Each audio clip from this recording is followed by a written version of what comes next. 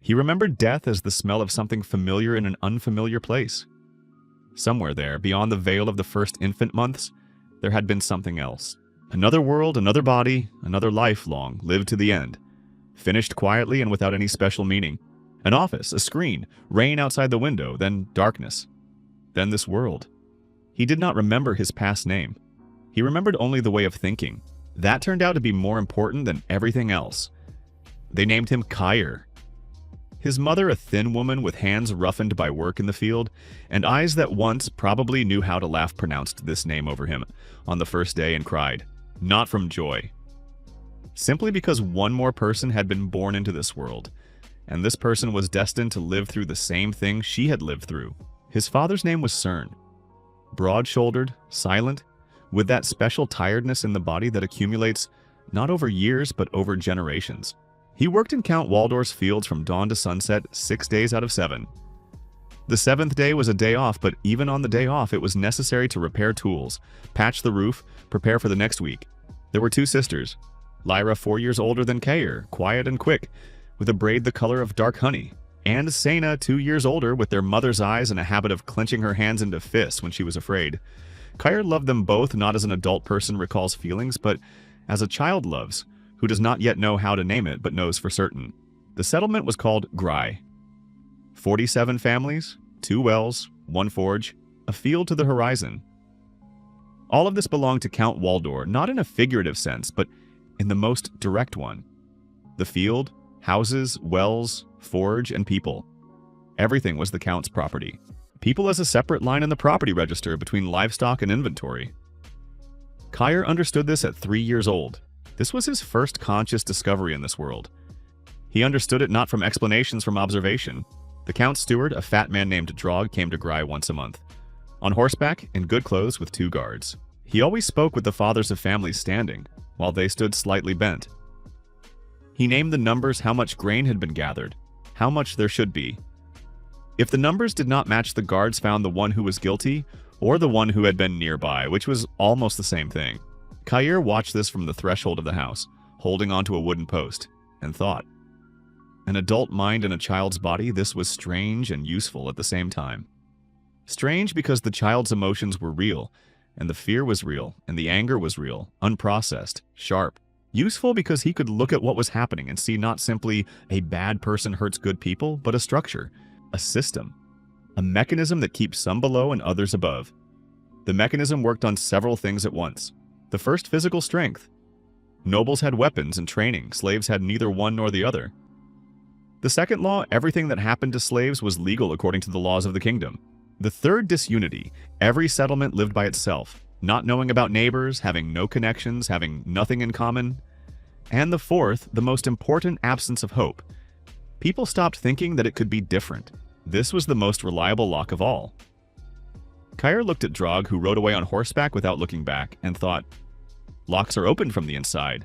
His mother died in spring when Kair was 6. Not from illness from work. Simply one day she did not get up. Cern found her in the morning, already cold. He did not cry in front of the children, went to the field and worked all day silently, and in the evening, when he thought everyone was asleep, Kair heard him through the thin wall. After that, something in Cern broke not sharply but slowly, like a tree that is gnawed from within. He continued to work, continued to feed the children, continued to exist. But that quiet dignity that had been in him before went somewhere. He became smaller. Kair looked at this and remembered. This is what this system does to people. It does not only take away strength, it takes away the self. Lyra took the house upon herself. At 10 years old, she cooked, washed, watched over Kair and Sena with that seriousness that children have when circumstances have made them adults before their time.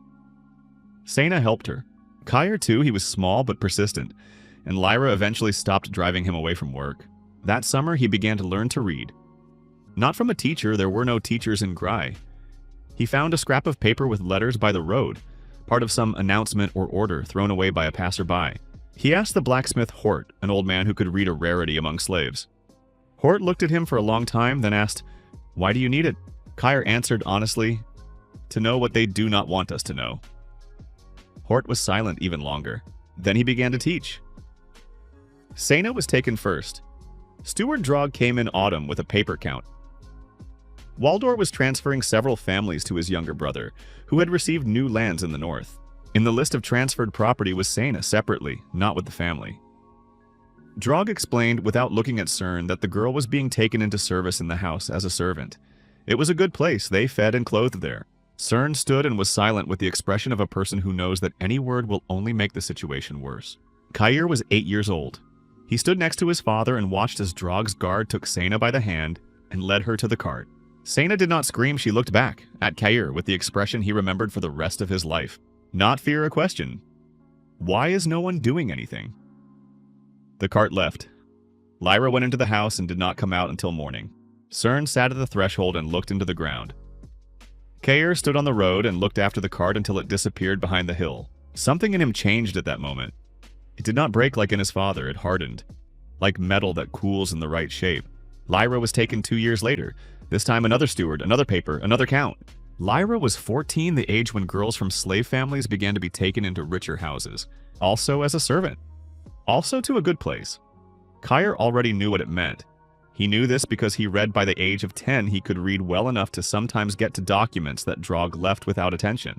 He knew how the service system worked in noble houses, knew what happened to young female slaves in those houses, knew that they had no right to say no in anything.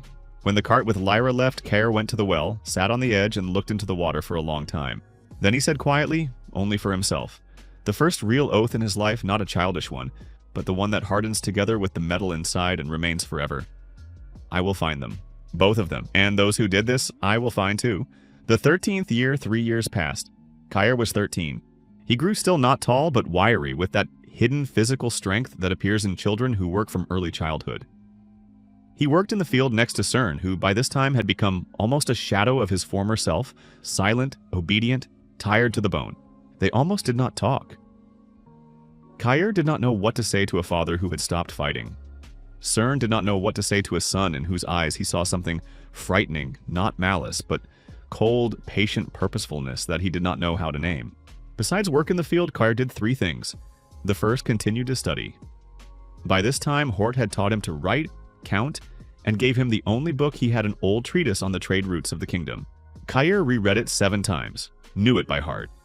From it he extracted a map of the kingdom, not precise, but sufficient to understand where everything was located. The second observed. The guards, the stewards' routes, how the life of a noble estate was arranged from a distance. Count Waldor's estate was 3 hours' walk from Grai. Kair once sneaked there at night simply to look. He looked, remembered. The third listened to people. In Grai, at the market in the nearest town where they were sometimes taken, by the well in the evening by the fire. People talked.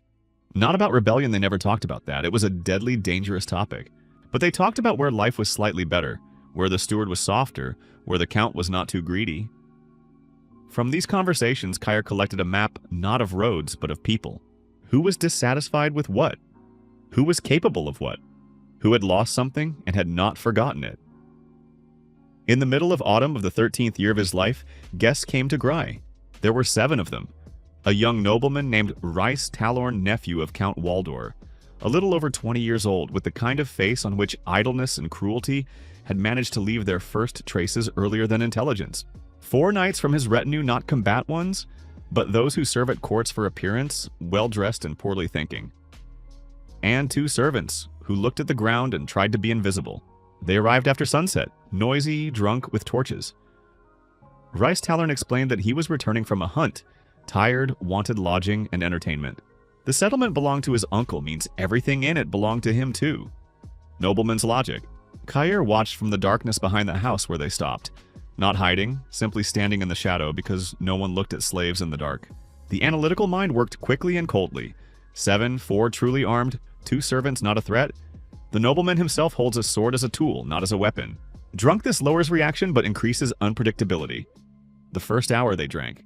They demanded food which was not available in sufficient quantity, laughed at this, threw bones to the dogs. In the second hour, the entertainment began. Kair would not describe this in detail either then or later. He remembered the facts. 2 men were beaten only because they were nearby. Old Hort the blacksmith, who taught Kair to read, one of the knights struck with the hilt of a sword for not bowing quickly enough. Hort fell and did not get up. Then the knights began entering houses. Cern stood at the threshold of his house with the expression of a person who is already broken and knows it. and the only thing he has enough strength for is to stand and not fall. One of the knights said something to him and laughed. Cern did not answer. The knight lost interest and went to the next house. Screams began a few minutes later. Kyer stood in the darkness and felt how something inside him, that very place where 3 years ago metal had hardened, first became red hot, then calmed down. Not with the coldness of indifference, with the coldness of rage, which understood that now was not the time. Now was not the time, because he was alone, 13 years old without a weapon, and if he came out now he would die, and nothing would change. He would save no one, only add one more body to those that had already fallen. Now was not the time. It was the hardest decision of his life. He turned around and went into the field, not running away, leaving deliberately, preserving something important that might be needed later. Behind him, having heard his quiet signal 3 knocks on the post, 2 neighboring boys came out, whom in recent months he had unconsciously kept nearby, feeling that they were needed. They lay in the field behind the hill and heard the sounds from the village. The boys trembled. Kyer did not tremble. He looked at the night sky and pronounced the second oath, real, the one that formulates everything at once.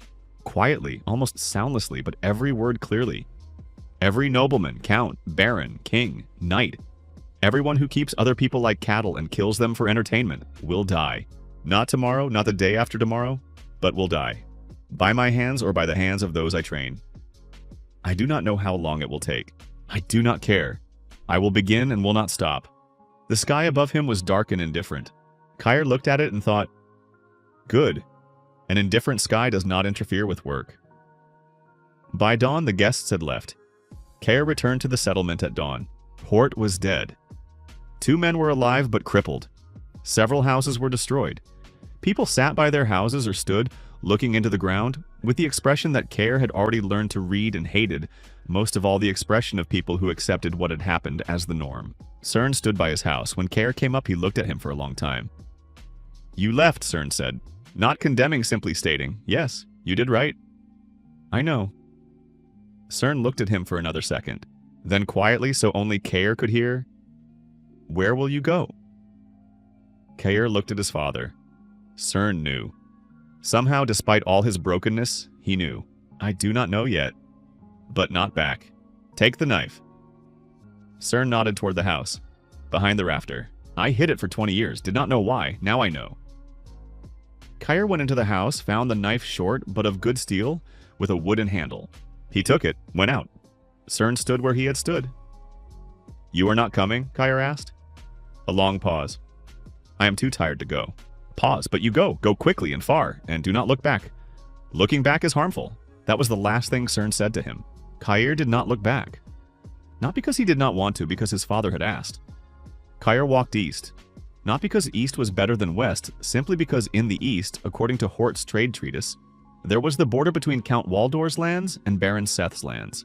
A border is always a gap, a place where the power of 2 masters collides and both look slightly in different directions. In gaps there is space for maneuver. He walked for 3 days. On the second day he found food did not steal, found a fallen apple, several mushrooms, a stream with fish, which he caught with bare hands, spending 2 hours on it. 13 years in the field gave certain survival skills. On the 3rd day he found them. 3. Women, no. Girls, roughly his age or slightly older. They were hiding in a ravine under the roots of an old tree, wrapped in one cloak for the 3 of them. One was wounded, a cut on the shoulder, already inflamed. All 3 looked at Kyer with the expression of animals driven into a corner. Readiness for the worst, because the best had long ceased to seem probable. I am not an enemy, Kyer said. He already understood then that words are important, and that the right words are the first weapon. I am a runaway myself. 3 days now. They were silent. I have a knife and knowledge of where to go. You do not. We can help each other or part ways. I do not care. But if you part ways, the girl with the shoulder will die in 3 days from infection. Silence. Then the one who was older and looked sharper than the others asked, where to go? Her name was Ira. She was 15, 2 years older than Kyer, tall, dark-haired, with that special precision in her gaze that appears in people accustomed to quickly assessing a situation. She was from Baron Seth's estate, had run away a week ago after she killed, did not try to kill, but killed a guard who came to her at night. The knife she took was his own. The wounded one was named Nay Small, reddish-haired, quiet, with the movements of a person who had long been taught to be unnoticed. She treated wounds better than all of them learned by accident. caring for the sick in the house where she served. The third Vera, almost the same age as Kair, swarthy with short broken nails and a habit of clenching her fists that reminded him of Sena. She was almost always silent, but looked in such a way that it was clear. Behind this silence, there was constant work of thought. Kair treated Nay's shoulder, washed the wound with river water, made a bandage from a piece of his own shirt. Then they sat under the roots of the tree and he told them exactly as much as was needed for making a decision. Where he was going, why, what he intended to do. Not an oath, a plan. The first, rough one, mostly consisting of gaps that had to be filled. But a structure. Era listened without interrupting, then asked, "Do you seriously think 3 children can do something against the whole kingdom?" "No," Kair answered. 3, no. "But not 3. How many?" "As many as needed. I do not know this number yet." "How will you find them?" "They are everywhere. Every estate, every village, every house where female slaves serve. They do not need to be found, one needs to be where they already want to leave and give direction." Era looked at him for a long time. "You are 13 years old," she said. "Yes, you speak like a person who is 40. Is that a compliment or an observation?" "An observation." Pause. "I am going with you." Nay and Vera looked at each other, then both nodded. They moved through the borderlands where the jurisdiction of one nobleman ended and another's began, in gray zones where no one watched especially closely. Kair learned on the move. He learned from every person he met carefully, unobtrusively, asking questions in such a way as to seem a curious child, not dangerous. An old hunter by the eastern forest taught him to set snares and read tracks. A runaway merchant whom they met by the river and helped repair his cart told them about trade routes and about how nobles communicate with each other, through what channels, through what people. An elderly healer woman who lived in the forest deliberately alone and deliberately farther from all estates taught Nay the basics of treating wounds and poisons, yes, poisons too. People joined them. Not immediately, not in a crowd 1 by 1, 2 by 2, cautiously. Runaway slaves, mostly female slaves. Men ran less often because men were hunted more actively and punished more demonstratively. Kair did not search for them, specially simply found himself nearby at the right moment with the right words. He understood early that the best words are not about revenge and not about revolution. The best words are about a specific next task. Where to go at night, where to cross the river, how to get food. Revenge was his goal. For them, the first goal was survival. By the end of the first year, there were 9 of them. Kair was the youngest. They needed a name. Not the name of a group of runaways that would make them simply runaways. The name of an organization. Because Kair already understood, they were building not a gang, not a squad of Avengers, they were building a tool. A tool must have a name that people will remember and want to join. He thought about this for 3 days while they camped by a small lake in the forest. On the 3rd night, he looked at the moon incomplete, dim, hidden by clouds, giving little light. But it was there. Smoldering, almost invisible and still there. The smoldering moon, that is what they were. Not a bright torch that everyone sees and immediately puts out. Not darkness that does nothing. Something in between, dark enough to be invisible, light enough to see themselves. He told this to Era. She was silent for a while, then said, "It fits." Vera nodded. Nay said she liked it because the moon always returns even after the darkest night. They became the smoldering moon. By the age of 15, Kair understood that a spontaneous group of runaways had to become something else. There were already 14 of them. Almost all women, it happened not intentionally, simply more women ran away. And women were less often searched for with dogs, and women more willingly followed a person who did not look at them as a thing. Ages from 13 to 22. Different experience, different skills, different stories, but one common point. All of them had lost something they should not have lost.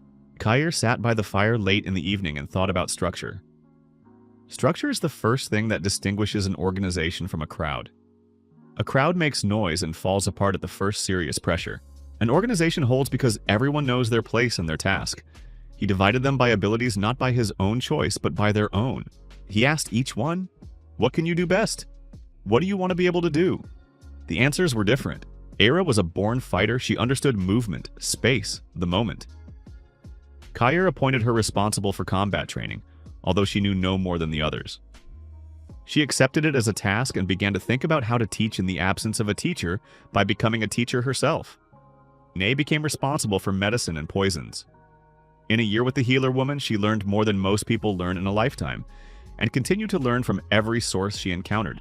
Vera turned out to be a master of invisibility. She knew how to walk so that she was not noticed, knew how to be in a room and leave no trace of her presence.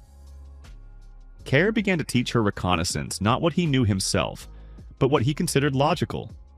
Observation, memory, transmission of information without writing. The others received tasks according to their abilities, and Care himself took the most important task for himself: to understand the enemy's system deeply enough to find cracks in it. Not physical cracks in walls, cracks in the structure of power, where money flows the wrong way, where one count envies another, where a knight is dissatisfied with his lord, where the law says one thing and practice another. These cracks, this is where the real work begins. It was small and important at the same time. In the town of Brena at the market, Vera noticed a trader who sold papers documents. Among them were forged travel permits, giving the right to free movement through 2 counties. Expensive. The trader was cautious and sold only to trusted people. Kair spent 2 weeks to understand who these trusted people were, where the trader lived, what his route was, and whether he had weaknesses. The weakness was a debt to another trader, a larger one. The debt was unpleasant and urgent. Kair came to the trader not as a client, as a solution to a problem. He had no money. He had something else. Information that the Count's tax inspector was going to check the market within the next 10 days. And for the trader with his illegal goods, this would be very inconvenient. Where did a 13-year-old boy know already a 15-year-old get such information? It does not matter. What matters is that the information is accurate. The deal was simple: 6 travel permits in exchange for a warning. The trader thought for 2 hours and agreed. The information about the inspection, by the way, was also true. Kair learned it from a market scribe, whom he had helped with one awkward situation 2 weeks earlier. Everything had been built in advance. 6 travel permits. 6 people from the smoldering moon received the opportunity to move freely between counties. Aira said in the evening, when Kair explained how it had happened, "You used one person to get what was needed from another." Yes, and the first person did not even know he was used. No, he thought he had made a profitable deal. This. She searched for the word. "This is cold." "This is effective," Kair answered. Cold and effective are often the same thing. When you do not have the strength to take directly, you take with your mind. It is neither worse nor better. It is another weapon. Ira looked at him. "You are 15 years old," she said again. "You already said that. I will keep saying it until it stops surprising me." The real work began in his 16th year. The smoldering moon numbered 23 people, the core, which Kair knew personally and trusted. Around the core, a network was forming people who were not part of the group, but owed them something. Information, shelter, almost caught and saved, or simply believed a quiet 15-year-old youth with adult eyes. Kair developed what he privately called the doctrine of invisibility. The smoldering moon did not wage war against nobles, did not attack corteges, did not burn estates, did not kill guards. That would have been a war they would lose in the very first month. Instead, infiltration. Individual people from the group entered the enemy's structures as servants, workers, messengers. Not all at once, one by one, carefully, with a cover story and preparation. Vera entered first. She got a job as a washerwoman in the house of a minor baron in the east, not hiding openly with a false story about a family from a neighboring village. She spent 3 months there. In 3 months, she learned the baron's travel routes, the names of his creditors, the contents of 2 letters he wrote to a neighboring count, and the fact that his steward was stealing grain not for himself, but for resale to an illegal trader in Brine. The information about the stealing steward turned out to be the first real tool. Kair used it not for blackmail. Blackmail leaves traces and creates enemies. He used it to create an ally. Through a chain of intermediaries, the steward received a quiet warning. His scheme was known, but it would go nowhere on the condition that sometimes, when needed, certain people could spend the night in the baron's warehouse without unnecessary questions. The steward thought and agreed. He had no choice, but he thought there was a choice that is important. The smoldering moon received its first foothold inside the noble structure. By the age of 17, he was a different person. Not outwardly still short, wiry, with a face on which fatigue and youth existed simultaneously, like 2 incompatible layers. But inwardly different. That boy who lay in the field behind the hill and listened to the sounds from the village was real. This youth sitting over a map by candlelight and moving markers was also real. Between them, 4 years that cost 40. He thought about his sisters every day, not painfully productively. He gathered information. Sena had been transferred to the family of Count Waldor's brother, who settled in the north. That had been 4 years ago. Lyra to another count, farther east. He knew the directions, for now only the directions.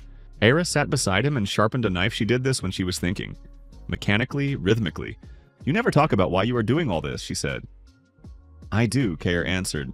"You talk about the system and power, not about your sisters." The sisters are personal. The personal is included in the work. No, the personal is why I started. The work is what is greater than the personal.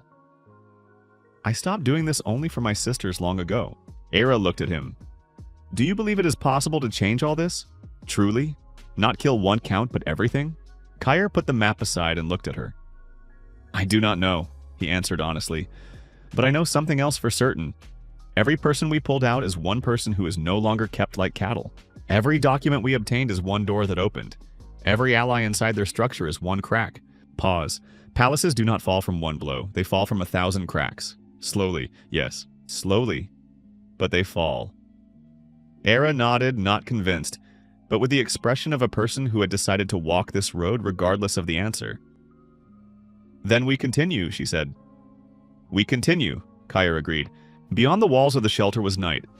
The smoldering, almost invisible moon gave little light, but it was there. That was enough. I continue fantasy names, continuous text, approximately 4,000 words, maximum retention. Winter in these lands was cold and useful at the same time. Useful because nobles traveled less in winter, checked estates less often, and the roads between counties emptied so much that one could move almost openly if one did not do stupid things. Kyer did not do stupid things, he made it a principle. The camp stood by the Sail River 3 hours on foot from the nearest village and 4 from the nearest estate. He chose the place personally, closed on 3 sides by forest, with water nearby with 2 escape routes in different directions. This was a rule: every campsite must have 2 escape routes, without exceptions. There were 27 of them. Over the last half year, 4 more had come, and again mostly women, again runaways, again with those stories that Kyer had heard enough times to know by heart, but never listened to half-heartedly. He listened fully every time, not out of politeness, out of necessity. In every story there was something specific. The name of a steward, the route of the guards, the layout of rooms in an estate, the character of the master. All this went into memory. Kyer's memory was exceptional. Not magical, simply he had been accustomed since childhood to remembering what others considered insignificant. It was the first and cheapest form of power he mastered. On winter evenings he taught. It became a ritual after dinner by the fire, while the darkness outside made the world small and closed. He did not lecture, did not speak from a podium. He asked questions and listened to answers, then suggested thinking differently. Sometimes he took a stick and drew schemes in the snow estate, roads, guard points, and asked, if you need to enter unnoticed, where will you go? If you need to leave quickly, what will you do first? Era turned physical training into something more than Kyer had expected. She understood early that she had neither the time nor the resources to train 27 people to fight like knights, and it was not necessary. Knights are beaten in open battle. Open battle was contraindicated for the smoldering moon. Era invented something else. She taught not how to win a fight, but how not to get into one. Movement, speed, knowledge of one's own body, how to fall without injury, how to run for a long time without stopping, how to stand so that you are not noticed. And as a separate course for those who wanted one strike. One precise strike in the right place, which ends everything. Not a fight, but a completion. Nay worked with what she had, and by the age of 17, she had more knowledge than many certified healers in cities. She knew which plants kill slowly, quickly, unnoticed, knew how to treat a wound in field conditions without tools, knew the supplies that must always be kept, and could obtain them from the forest at any time of year. She did not speak of poisons as weapons, called it the chemistry of possibilities. Kyer valued her precision in words. Vera was no longer in the camp at that time. The capital of the kingdom was called Valen. A big city by the standards of this world, very big, with a population of about 100,000 people, with a palace on a hill, with trading quarters, with several markets, with that mixture of wealth and poverty that exists in any large city when there is nothing between the upper and lower floors of society except distance. Vera entered Valen 3 months ago with a forged writ, a cover story about a merchant's widow from the south, and Kyer's instructions not obtained from books, but composed from hundreds of conversations, observations, and that special logic he had developed over 4 years. Look first, speak later, and never hurry to where you are being called too willingly. She got a job in a laundry in the trading quarter. Laundresses hear everything. They are in houses, they are in courtyards, they are in corridors where people speak without thinking, because laundresses are furniture. Your home is good furniture. In 3 months, she sent Kyer 5 messages through the chain of intermediaries they had spent half a year building. Each message was encoded in trade language. The price of wool has risen meant troop movement. the grain harvest is good, meant financial operations of the nobility, and so on. The code was primitive and Care would complicate it later, but for now it worked. From the 5 messages, Care extracted the following. King Torvin III had been ill for the 2nd year already. Seriously ill, not fatally yet, but enough for real power to pass to the Council of Lords. The council consisted of 7 counts and 2 dukes. A quiet war for influence was going on between them, not with swords, with money, marriages, and betrayals. 3 of the 7 counts were in debt. One of the 2 dukes, Duke Sorn, was intelligent, cautious, and had the reputation of a man who knew how to wait. This was a map, not geographical political, and the political map was more important to Care than any other. Era found him late in the evening. He was sitting alone by the dying fire with paper on his knee, transferring Vera's data into a system of symbols he had developed himself, and kept a duplicate copy in his head. She sat beside him without warning, was silent for several minutes, then said, "A man came to me." Kyer raised his head. "What man?" "From the past. I thought he was dead." Pause. "His name is Darn. We were together in Baron Seth's estate. He managed to run away a year ago. He followed rumors about us." "Found the camp. I know. Tara told me that an unfamiliar man had come. I wanted to talk to you earlier. Why did you not talk? Wanted you to come yourself." Era was silent for a while. "He wants to join." "I see 3 options," Care said evenly. "First, he is what he seems, a runaway with a story that matches yours and wants to be part of something. Second, he is watching us on someone else's assignment, and his appearance is either an infiltration attempt or bait. Third, he is sincere, but he has already been found and is being used as an unwilling beacon." Era did not answer immediately. "You think of him as a threat. I think of him as an unknown variable. That is not the same thing." Kyer put the paper aside. "What do you think of him?" "I think I knew him for 3 years, that he is a good person. Good people can be used just like bad ones. Sometimes more easily because they do not suspect." "Kyer," there was something in her voice that he rarely heard, not anger, but something more complicated. "I understand your logic. I accept your logic. But we cannot build an organization in which every new person is first of all a threat." "No," he agreed. "But every new person is first of all a question. He becomes a threat only if the answer to the question is bad. And how will you get the answer to the question about Darn?" "I will give him false information. One small detail, a wrong date or a wrong direction. Nothing that will put anyone at risk. Just something false. And I will wait to see whether this detail appears somewhere outside." Era looked at the fire. "Do you always do this with new people? With those who do not have a reliable story? Yes. Did you do this with me?" Pause. "No. With you I saw the cut on your shoulder from the sword of the guard you killed with his own knife." "That was a story." Era smiled slightly, not cheerfully, but honestly. "Will Darn stay?" she asked. "For a month. After that, the decision based on data." Kyer took the paper again. "And Era. If he turns out to be what he seems, I will be the first to say it." "I know," she answered. "In that you are honest. The false detail did not appear anywhere. In a month, Darn turned out to be what he seemed. A man of 20, a former groom from Baron Seth's estate. Strong, silent, with practical skills, horses, blacksmithing, repairs. He did not ask unnecessary questions about the group's structure and did not push toward the center. He simply worked, and worked well." Kyer announced the decision in the evening briefly without explanations about the test. He only said, "Darn stays." Era looked at him. Kyer nodded once, barely noticeably. She understood. Darn became the 28th. The operation was born from the information Vera brought. One of the 3 counts in debt count Lane Marok was supposed to send a grain transport to the capital in 2 months. Not simply grain, a tax payment toward the debt to the royal treasury. If the payment did not arrive, the debt would pass to Duke Sorn, who had long wanted Marok's lands. Count Marok knew this, and therefore the transport's guard was serious. But that was not what mattered. What mattered was something else. People were being transported in the same convoy. 12 people from Marok's estate, whom he was selling as cattle are sold, with documents and a price to a nobleman in the capital who bought workers for his mines in the north. Work in the mines meant death within 5 to 7 years. Count Marok knew this. The buyer knew this. The documents did not specify this. Kyer learned about it 3 weeks before the transport's departure. He sat alone with this information for 2 days. Thinking. Weighing. To attack the transport openly meant declaring himself. The smoldering moon existed because almost no one knew about it. That was the main advantage. An open attack would destroy this advantage. Not attacking meant allowing 12 people to die in the mines. On the 3rd day, he found a 3rd way.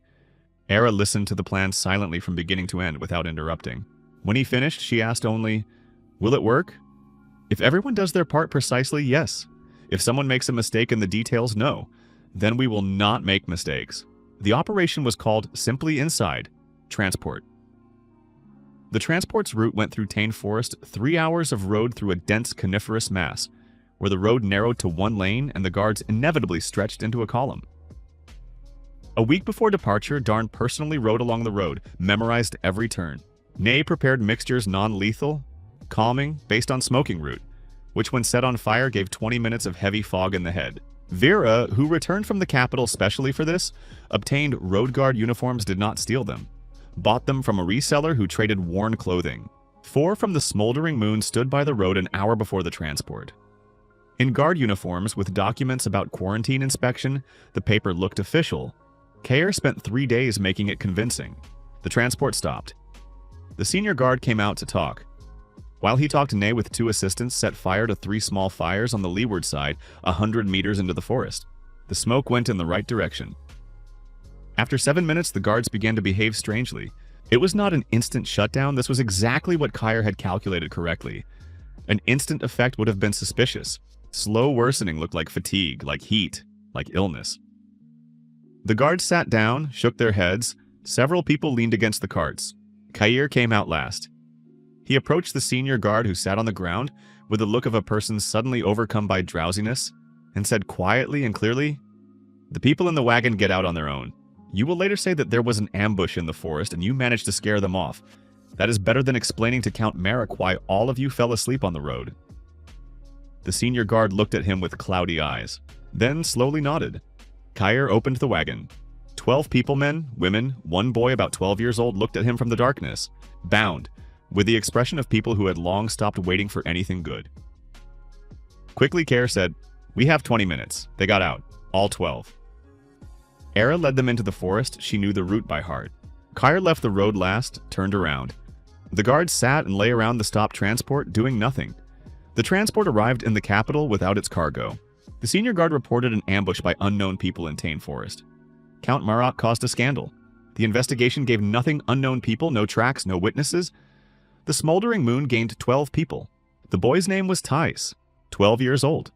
Small, dark, with those quick, attentive eyes that Kair knew how to recognize the eyes of a person who had long been accustomed to thinking quickly because it helped survive.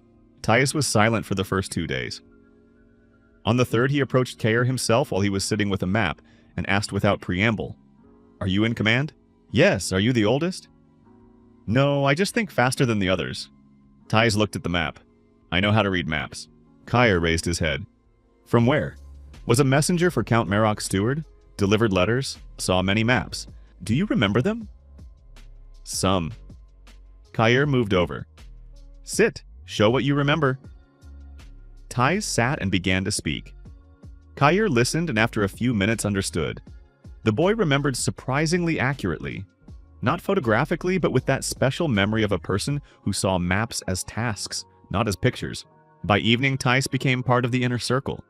Not because Kair was soft-hearted, because such people are not encountered often, and when they are, their place is where they are needed most. Vera brought information at the beginning of summer. It was not what she was looking for. She was looking for something else, following the financial flows of one of the capital merchants. But along the way, she stumbled upon a name in a document she should not have seen but saw because the document lay open on the desk while the owner of the office stepped out, and Vera knew how to read quickly. The name was Lyra from Grai. Kair was sitting when Vera told him about it. Vera spoke evenly, without preparation. She knew he preferred direct transmission of information, without wrappings. Lyra from Grai was mentioned in the document as part of the property of a certain Deln Crow, a middle-ranking nobleman engaged in trade of luxury items, living in the city of Etten, north of Valen. Not a count, not a baron, simply a wealthy man with noble rights and without special connections at court. In the document, Lyra was listed as high-rank domestic servant, a wording that Kair understood immediately. His face did not change. He did not stand up sharply. He sat and looked at Vera evenly. "Date of the document?" he asked. "A month and a half ago. Fresh, so alive, so alive. Etten, how far is that from us?" 8 days of travel. I checked on Theis's map. "Guards at Deln Crows? I do not know exactly. He is a merchant with noble status, not military." Probably a small guard, more for appearance than for protection. Kyer was silent for a long time. Era was nearby. She was always nearby when Vera reported. That was the rule. She said nothing, just was there. This is not an operation of the smoldering moon, Kyer finally said. Both women were silent. This is my personal matter. I have no right to use the group's resources for personal matters. Kyer, Era said quietly. No. He did not raise his voice. I said this to everyone when we started. Personal remains personal, work remains work. If I break this rule for myself, I will break it for everyone. Pause. I will go alone. You will not go alone, Era said. Era, no. Listen to me. She spoke evenly, without unnecessary emotion. This was how she knew how to say truly important things. Your sister is in a nobleman's house. You are going alone into an unfamiliar city with unfamiliar guards for a person you have not seen in 4 years and about whom you know nothing except a name and a document. This is not a personal matter. This is a high-risk operation carried out without preparation. What would you yourself say to any of us if we proposed such a plan? A long pause. That it is a bad plan. Exactly, she looked at him. We prepare this properly, like any other operation. Vera rides ahead and watches. Tice makes a map of Eton from what he remembers. We make a plan. And then we go. You, me, and 2 more. Kyer looked at her. Why is this important to you? Because the group needs you alive and in order. Pause. And because you are the only person with whom I go anywhere without unnecessary questions. You could sometimes do the same. Kyer was silent for another second. 3 weeks for preparation, he said. 2, Era answered. 2.5. Good. The city was small trading, neat, with that provincial self-satisfaction that cities have when they are wealthy enough not to be in need, but not important enough to matter in great politics. The noble quarter was in the northern part. Deln Crow's house, third from the corner, 3 stories with a gate and a small garden. Vera spent 5 days there before their arrival. Her report was precise. Guards 4, changing in pairs, patrols on a predictable schedule. Deln Crow, himself a man over 50, cautious, not inclined to violence, one of those merchants who avoid direct conflicts because conflicts interfere with business. Servants 8 people, including Lyra. Vera saw Lyra once at the market with a basket. Described, tall, dark hair, holds herself straight. Face, Vera was silent before this word adult. Too adult for 21 years. Kyer accepted this as information. He built the operation not on breaking in and not on force. Deln Crow was a merchant means he spoke the language of money and profit. Kyer spent a day and a half creating a persona. A not wealthy merchant from the southern provinces, looking for reliable domestic servants for his wife, heard recommendations about Crow's people. Appropriate clothing, not poor and not rich, properly worn. Speech not slave, not noble, mercantile. Kyer rehearsed this with Era 15 times.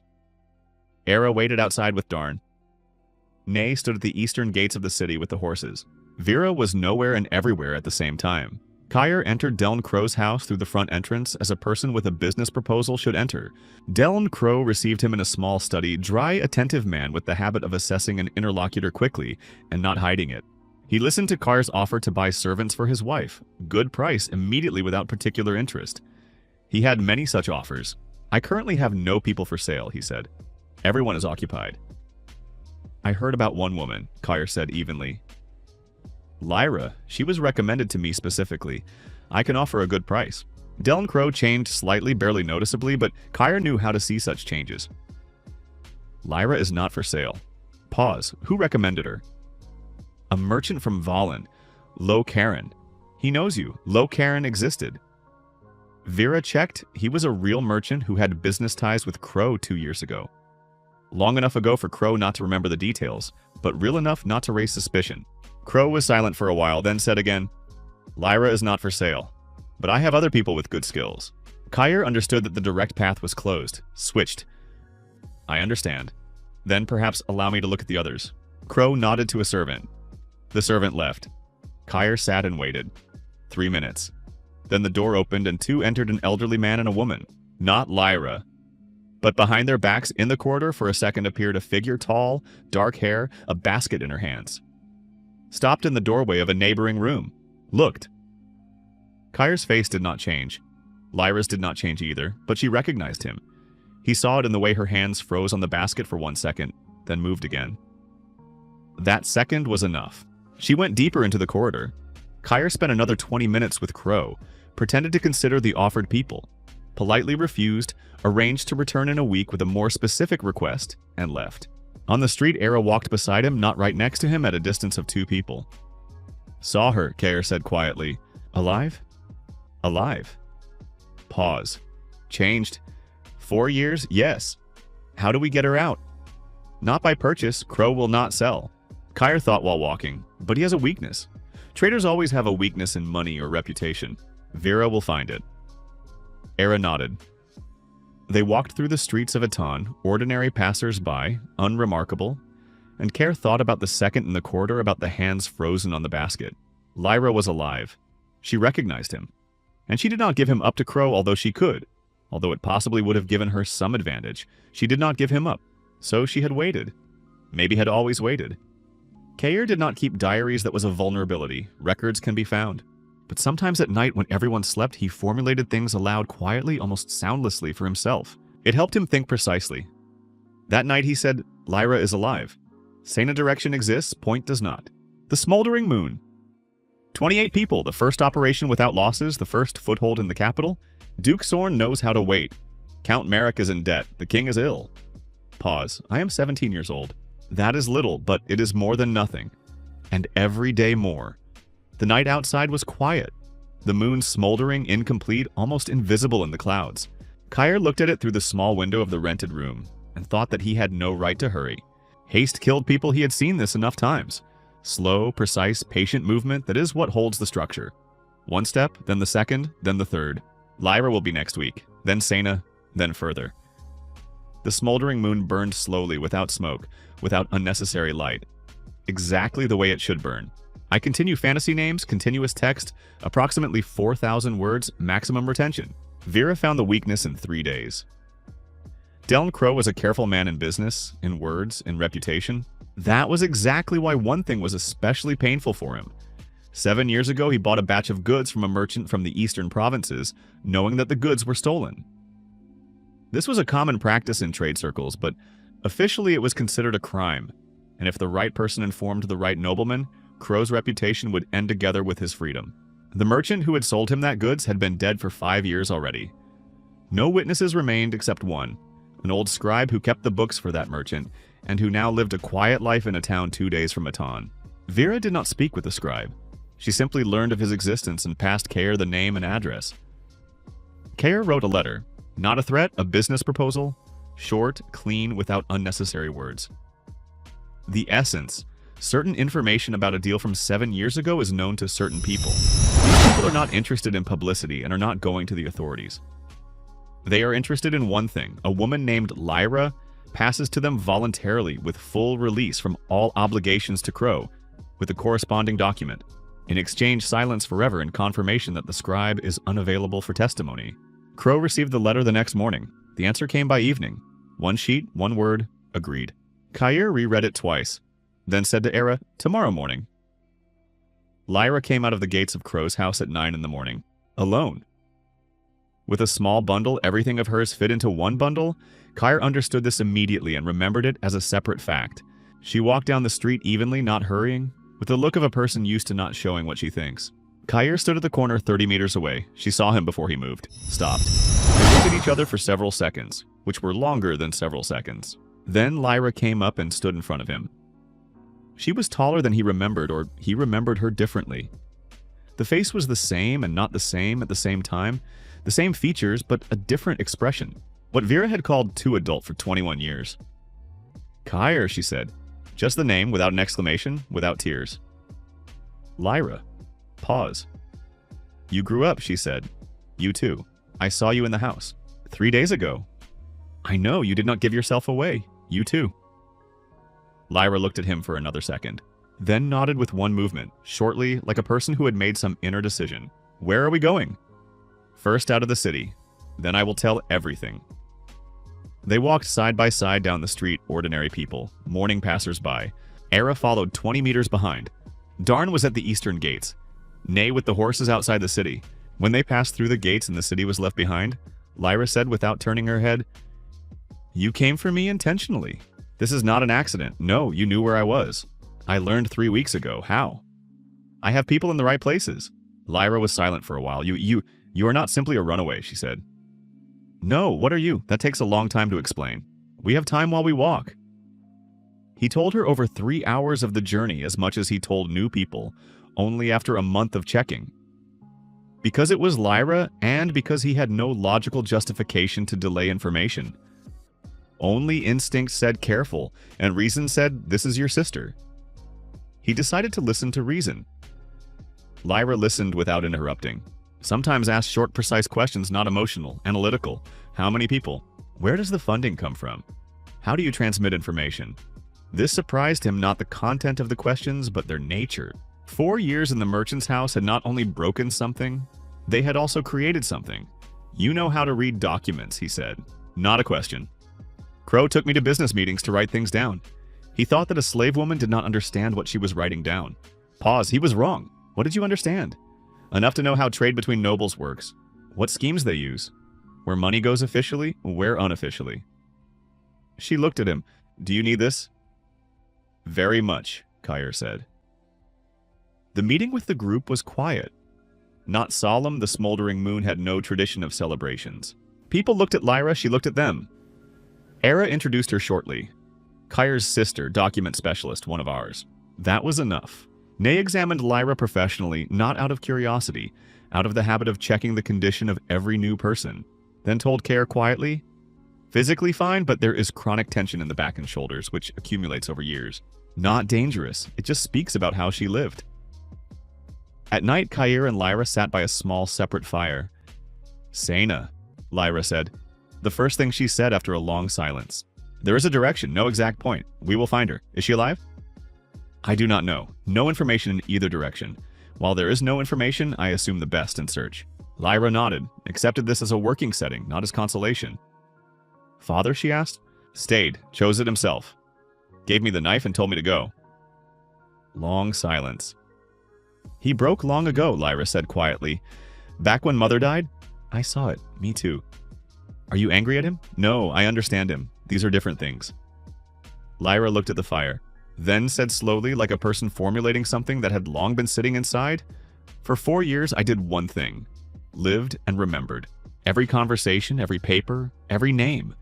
I did not know why. It just seemed that this was the only thing I could do without losing myself completely. Kyer looked at her. Now you know why, now I know. The fire crackled. The moon was smoldering as always, as all this time. As it would be for a long time yet. His name was Rain Solace. A nobleman without an estate. This was a special kind of people in this kingdom. Not poor, not rich, not tied to land, not dependent on one master.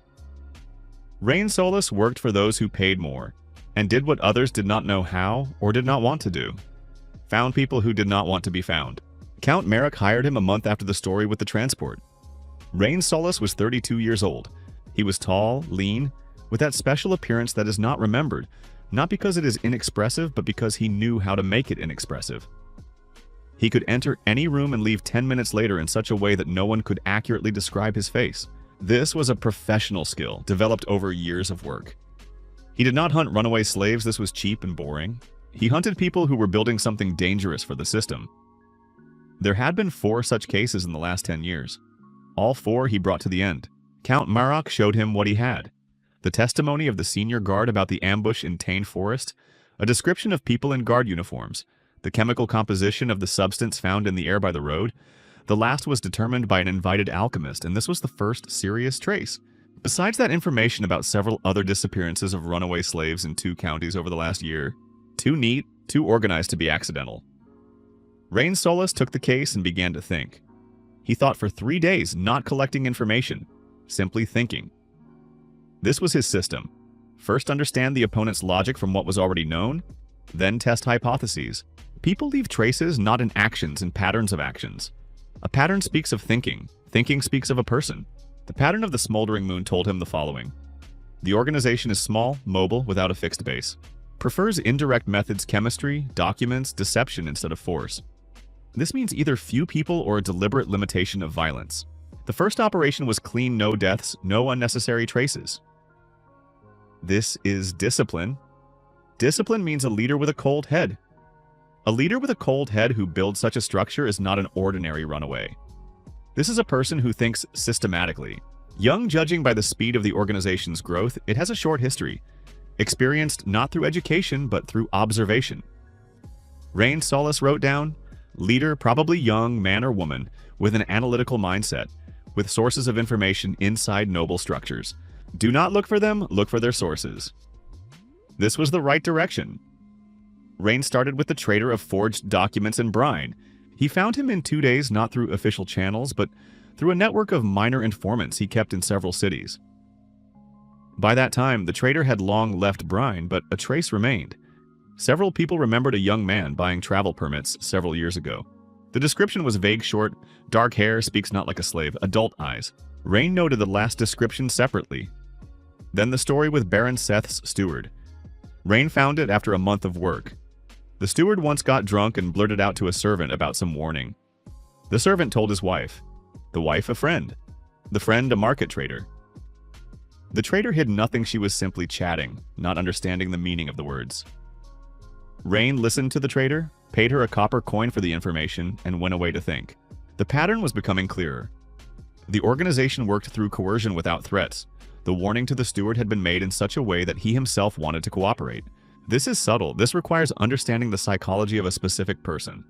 Someone in this group knows how to read people quickly and accurately. One person or several? Rain leaned toward one. The logic was too unified, the style too consistent. One mind, several executors. He began moving toward Eton. Not because he had a direct trail there, because the pattern of the organization's movements pointed north. Small indirect signs. Several runaway female slaves who had disappeared from estates in a northeastern direction over the last half year. One story about strangers spending the night in a steward's warehouse. A market rumor about people with forged documents in the borderlands. Each separate detail was nothing. Together, a direction. Rayan Solis arrived in Eton a week after Kyre and Lyra had left the city. He came to Deln Crow not as an investigator, as a merchant interested in personnel. Deln Crow received him politely and not especially willingly. They talked about prices, about trade, about nothing specific. Rain looked at the study, at the expression on the owner's face, at the way he moved, and saw a man to whom something had happened recently. Not a catastrophe and unpleasantness. Something forced. I heard a good worker recently left you, Rain said as if in passing. Crow tensed slightly. Barely noticeably, Rain would have been a bad hunter if he had not noticed. Different circumstances, Crow answered neutrally. I understand. It happens in trade. Pause. If it is not a secret, did someone buy her? I did not sell, Crow said, a little sharper than necessary for a neutral answer. Freed her? A pause, one extra moment long. Circumstances changed, Crow repeated, and changed the subject. Rain did not press. Talked another 20 minutes about wool prices, politely said goodbye, and left. On the street, he stopped by the fountain in the center of the square and thought. Crow had let the worker go not on his own initiative, and not for money. This meant pressure. Pressure without violence, otherwise there would have been rumors in the city. Pressure through information, the only option for a small group without resources. The worker was needed by someone specific. Someone was going after a specific person. Not freeing by accident, purposefully taking.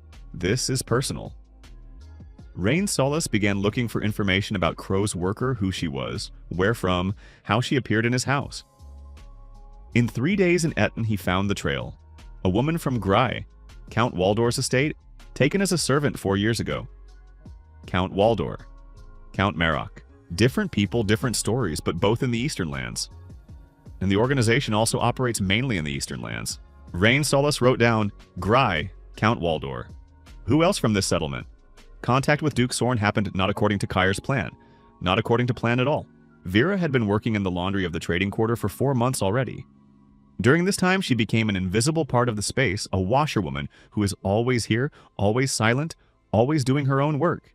People stopped thinking of her as a person capable of understanding conversations. One day she was cleaning in the corridor of a tenement house where one of the minor capital officials rented rooms.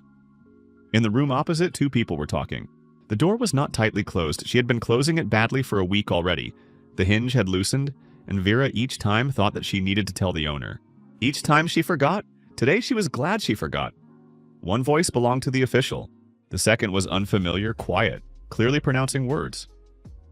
The conversation was about a group of runaways, about the transport in Tane Forest, about the fact that Count Marok hired a hunter, and about what the second voice called an interesting phenomenon. An organized group with non-standard methods. This is not a riot. This is a structure. Structures live longer than riots. They will find them, the official said. Maybe, the second voice answered, and maybe not. Solace is good, but he searches for what he knows how to search for. If this group works differently than all previous ones, he may miss. Are you interested, Duke? Pause. I am interested in everything unusual, the second voice answered. That is my principle. Vera finished washing the corridor and left. Her hands did not tremble. This was professionalism developed over several months. In the evening, she wrote Kare a message in code. Kare read the message twice, then handed it to Lyra. She had already figured out the code in 2 weeks in the camp. It took her 3 days. Duke Sorn knows about us, Lyra said. Calmly, as a fact, knows something. Does not know who or where. He called us unusual. This is not a compliment and not a threat. This is an assessment. He is observing. Are you afraid of him more than of the hunter? Kare thought for a second. The hunter wants to find and destroy. That is understandable, and one can work with it, not leave traces. Duke Sorn wants to understand. That is more complicated. A person who understood you correctly is dangerous in a different way. Or useful, Lyra said. Kare looked at her. Explain. You said cracks in the system are allies. Duke Sorn does not like 3 counts from the council. He has a conflict of interest with Count Merrick. Merrick owes him lands. He is observing us with interest. That is not an enemy by default. He is a nobleman. Part of the system. Part of the system that wants to reshape the system in its own favor. These are different things. Lyra looked at him evenly. You yourself explained to me last week. Not all nobles hate slaves equally. Some simply do not care, and some view the existing order as an obstacle to their goals. Kare was silent. You are right, he finally said. But that is far ahead. First the hunter. First the hunter, Lyra agreed. But keep the Duke in mind. I am keeping him. Rain arrived in Grai 10 days after Eton. The settlement had almost not changed in the years that had passed. The same houses, the same fields, the same people with the same faces. He came as a minor official checking Count Waldor's property registers. Steward Drog received him with that obsequiousness that small people always show before those whom they consider slightly above themselves. Rain studied the registers. Found Cern's family 3 children, 2 transferred, 1 remained. Asked to speak with Cern. Cern was no longer the man whom Kare had left 4 years ago. He had become even quieter, even smaller. Sat opposite Rain and looked at the floor. Rain knew how to speak with such people, not press offer. He told Cern that he was looking for runaways from these places and that he needed information about his son. Not for punishment, simply to close the register, nothing serious. Cern was silent for a long time, then said, left 4 years ago. Did not say where. How to describe him? Ordinary, Cern said. Short. Dark hair. Pause. Smart. Too smart for these places. Too smart how? Looked at everything as if solving a problem. Since childhood. Cern raised his head and looked at Rain for the first time during the conversation. You will not find him. Why do you think so? Because he does not do what you know how to search for, Cern said quietly, then lowered his head again. Rain left Cern and stood by the road, thinking. Too smart. Looked as if solving a problem. The father had said this, not complaining, with some other intonation. What could have been called pride if the person saying it were still capable of pride. He does not do what you know how to search for. Rain Solace recorded in his memory, this person knows how hunters think. Therefore avoids typical patterns, therefore one must search atypically. He began to think what it meant to search atypically. He is in Grai, Era said. The information was brought by one of the people of the network, a minor trader whom the smoldering moon had once helped with a debt. Spoke with your father. Kare sat with his eyes closed. What could father have said? Nothing concrete. He knows nothing concrete. But said something. Probably, Kare thought. Cern had seen him 4 years ago. Knew only what he had been like at 13 years old. Description short, dark hair, that is half the male population of this kingdom. But the hunter now knew the direction. East, Waldor's estate, a slave's family. That narrowed the circle. We need to move, Kare said. We always move. No, now we need to move differently, split up. One group north, the second west, the third remains as a false trail. He is looking for a single group, we will give him several directions, Era thought. Splitting weakens us? For a month. Then we meet at a point known only to 4. The hunter will lose the trail, he will search for an organization, but find scattered people. Scattered people are not what he needs. And the false trail? Vera. She knows how to be visible when needed. She will leave a trail that looks like a group moving south. Ira looked at him. Risk for Vera. Yes, I will tell her. She will decide herself. She will agree. I know. But she must decide herself. That is the rule. Vera agreed, as Ira had said. They parted at dawn quietly without farewells because farewells create noise and noise creates traces. Kair remembered the faces, all 28, plus Lyra, plus ties. Remembered as he remembered everything, fully, without deliberate effort. He walked with Lyra, Tice, and Ira north. 3 days of travel. The new place not a camp, but 2 rented houses in a small town by the Norn River. Kair rented them through an intermediary who did not know for whom he was renting. Money from the sale of information that Lyra had brought from 4 years in Crow's house. One business secret of one capital merchant was enough for 2 houses and 3 months of life. In the new place, Kair sat down and began to think about the next step. The hunter was close not physically, but logically. He thought correctly. That meant that sooner or later he would come to the correct answer if he were given enough time. So time could not be given. This was a new logic, not passive, not simply leaving the trail. Active. Make the hunter receive a false answer before he comes to the correct one. Kair thought about this for 2 days. Lyra sat beside him, worked with papers she had already taken over the documentary part a week into the group. It was natural and right. On the 3rd day, he formulated it. The hunter needs to be given an organization, he said to Lyra. She raised her head. One that does not exist.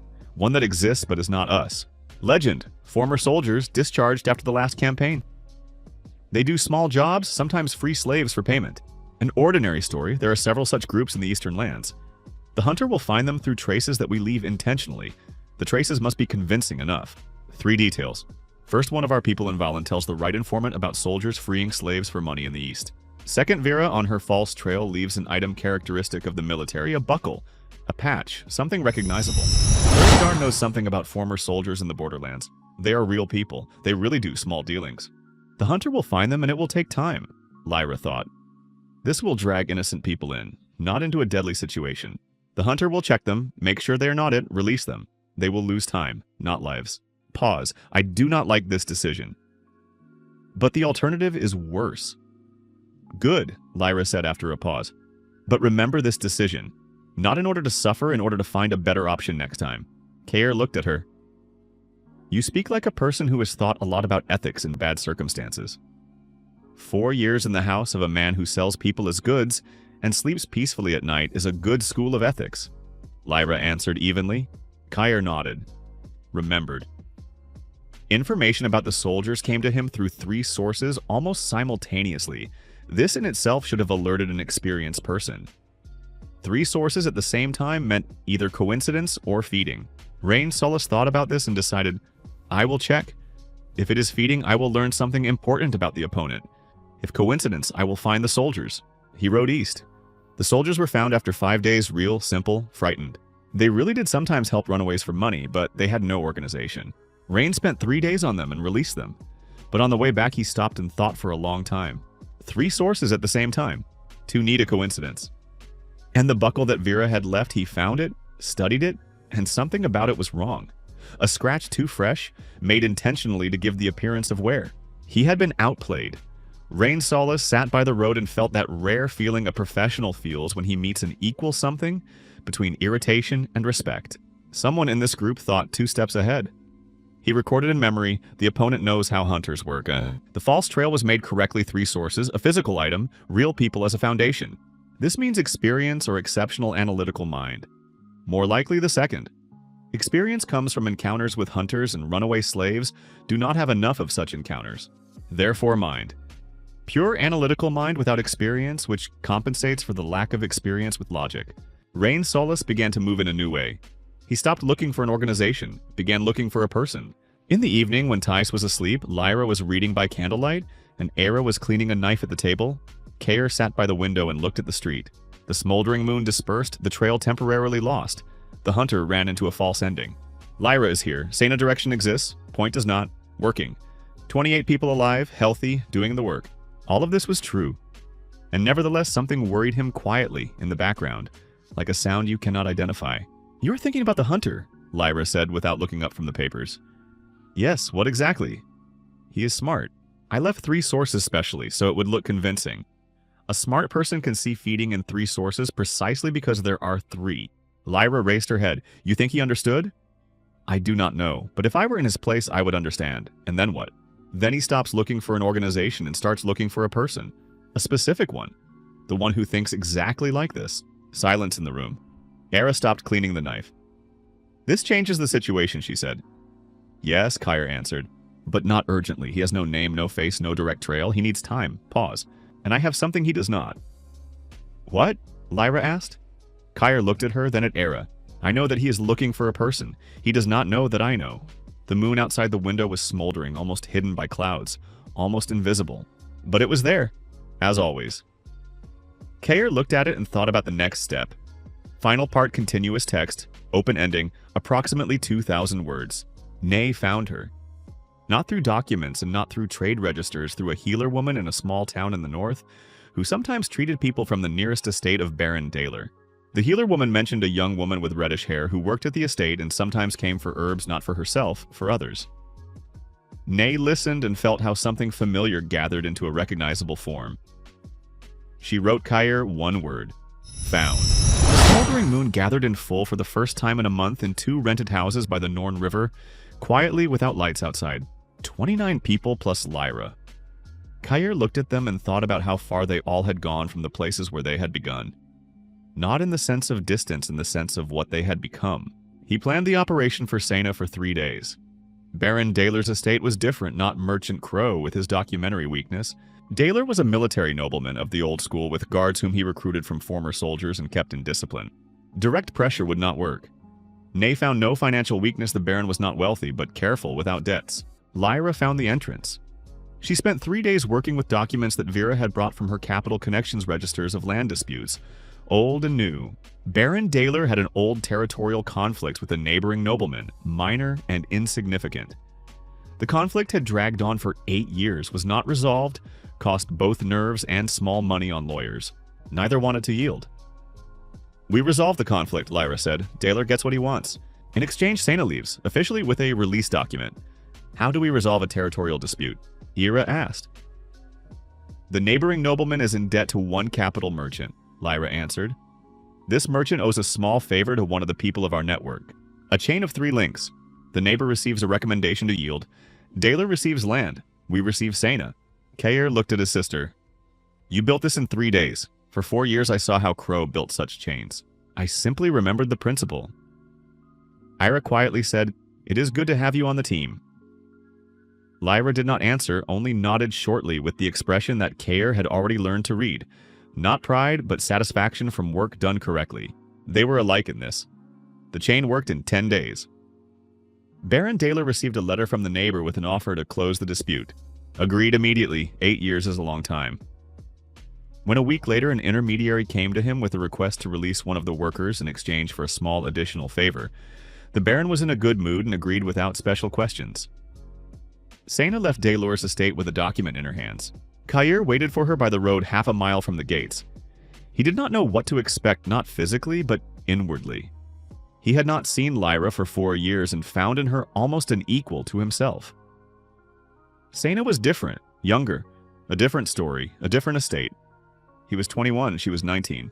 She walked along the road and saw him from far away. Stopped for a second, then walked again, not slower and not faster, with the same gait. When she came close, Kyre saw.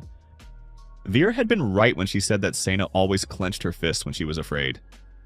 Now her hands were open. She looked at him for a long time, then said, You came. Yes. Lyra? Waiting. 2 hours from here. Something in Sena's face changed barely noticeably, like light changes when a cloud moves away. Not tears, not a smile, simply changed. Then let's go, she said. They walked side by side and were silent. Kyre did not hurry to speak. She would say it herself when she was ready. Half an hour later she said, I knew you would come. Did not know when. Just knew. From where? Because you are like that. Pause. You always looked at everything as a task that could be solved, even when you were small. I thought he would solve this one too. Kyre did not answer. He walked and thought about the fact that she had waited, that Lyra had remembered, that he had built. 3 ways not to break and all 3 different, and all 3 worked. What now? Sena asked. Now you decide yourself, Kyre answered. You can stay with us. You can leave. I have documents and money for the first while. No debt, no obligation. Sena did not think long. I am staying. The hunter found the name 3 weeks after the false trail. Not through a search, through logic. He returned to the beginning. Count Waldor's estate, Gry, Cern's family. Raised all records about runaways from this district for the last 5 years. Kyer from Gry, 13 years old, left 4 years ago. Both sisters transferred to different estates. Father remained. Rain raised descriptions from the guard register standard, short, dark hair. Then found one more record from the town of Brine, a market journal from 3 years before. A young man buying documents matching the description of Kyer from Gry called himself by another name. So he knows how to work with names. So he has several identities. So he thought about this in advance. Rain Solace stood with these papers by the table in a small room of another town and thought that now he knew the following: name, approximate age, appearance, way of thinking. This was not enough to find, but enough to search correctly. He wrote a letter to Count Merrick. There is a trail, the work continues, the result requires time. Count Merrick answered, there is time, there is money. Find him. Rain Solace folded the letter and began moving again. He did not know that on the same day Kyer received information that the hunter had learned his name. The source was the same minor trader from the network who had accidentally ended up in the right place at the right time. Accidents happened in Kyer's work. He could not control everything, but he controlled the reaction to accidents. For the first time in a month and a half, the smoldering moon was in full force. 31 people, Lyra, Sena, and one more, whom Nay had brought from the north, a young woman named Tess who knew how to ride better than most noble grooms, had been added to the 28. Kyer looked at them in the evening and thought about the number. 31 is a small army by the standards of an uprising. But the smoldering moon was not an army. It was a tool of another kind, precise, quiet, with a long reach. In 2 years of existence, they had freed 47 people, had sources of information in 3 cities, 2 estates, and 1 capital quarter, knew the financial structure of 4 noble houses, had documents allowing their people to move through 5 counties.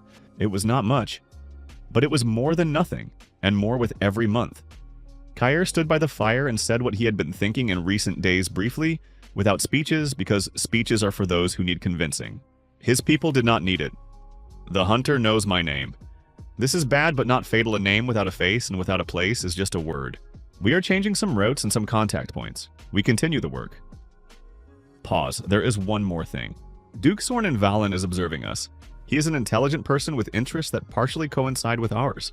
I am thinking about contact. Not now, but thinking. Era looked at him. This is dangerous. Yes, everything we do is dangerous. The only question is the ratio of risk and result. And what is the ratio with Duke Sorn? I do not know yet. That is why I am thinking, not doing. He looked at the others. Questions? Tyus raised his hand, a habit he had apparently picked up somewhere. What about Count Marok's next grain transport? Are we watching? Watching, Kyer answered. Nay, report. Nay reported. Then Vera about the capital, then Lyra about the financial patterns of 3 counts. This became a ritual, a weekly exchange of information. Everyone says their part. Kyer listens and connects the parts into one picture. The picture was incomplete. It was always incomplete. That was normal. You work with what you have and obtain what is missing. Sena sat beside Lyra and was silent. She was silent a lot during the first days, observed. Then one evening she approached Kyer herself and said, I know how to cook food out of nothing, know how to sew, know how to listen to people, so that they do not notice they are being listened to. Where do I go? To Nay, Kyer said. She will teach you the rest. Sena nodded and went to Nay. At night, when the camp slept, Kyer sat alone by the dying fire. 31 people, 47 freed, 5 counties, 1 hunter with his name, 1 duke who is observing, 1 sick king in the capital, 7 counts in the Council of Lords, 3 of whom are in debt and 1 of whom has already lost a grain transport. He thought about how he had begun with a knife behind the rafter and 3 girls in a ravine. Thought about Cern, who stayed in Gry and said, go quickly and do not look back. Thought about Hort, who taught him to read and died from a blow with a sword hilt because he had not bowed quickly enough. Thought about Race Talern's nights in the night over Gry, about the sounds from the village, about the field behind the hill, about the sky above his head. These thoughts were not pain. They were fuel. The difference is important. Era came up and sat beside him. She always felt when he was not sleeping, and sometimes came, sometimes not. Today she came. They sat silently. This was their special skill. to be silent beside each other without awkwardness. "You are thinking about Talern," she said. "Yes, he still lives in Waldor's estate." "I know, you will go after him." "Someday," Kyer said. "Not now. Now is not the time." Pause. I said those words to myself that night in the field. Now is not the time. I did not know then how long I would repeat them. Long, Era agreed. But not always. She looked at him. No, not always. Kyer raised his gaze to the sky. The moon was there, smoldering, incomplete, barely visible behind the clouds. Always there. Always returns after the darkest night. That was what Nay had said at the very beginning, when they were choosing a name. Kyer had then taken it as poetry. Now he thought it was simply a fact. The moon returns. Not because it is beautiful, because it is its nature.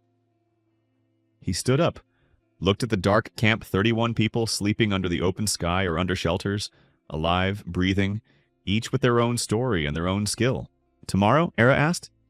"Tomorrow the next step," Kyer answered. As always, he went to sleep.